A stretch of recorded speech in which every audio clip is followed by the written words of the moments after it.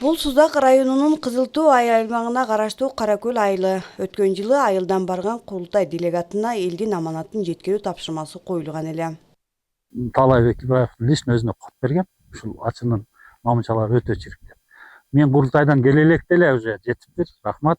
1968 жылы айылга карагай мамычалары орнотулган.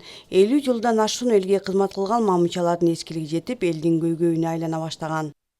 54 жылдан бeri eskiliği жетип, Zımkaragay'dagi çiğnip eskilip, öte эле буга чейин öte эле кооптуу болуп аткан.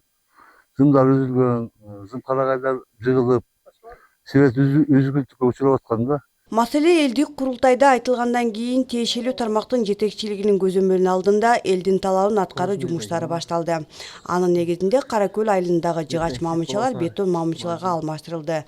Жаңы аба чубалгылары тартылды. Постанса 35-10 киловольт келдибектен Фидер Каракөл жалпы узундугу 43 километр түзөт.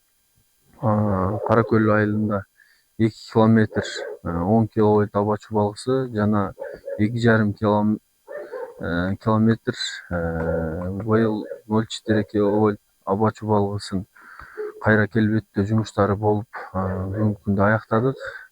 Жалпысы 115 дана жыгач мамы опораларды темир бетон мамы опораларга алмаштырдык мамычаларга.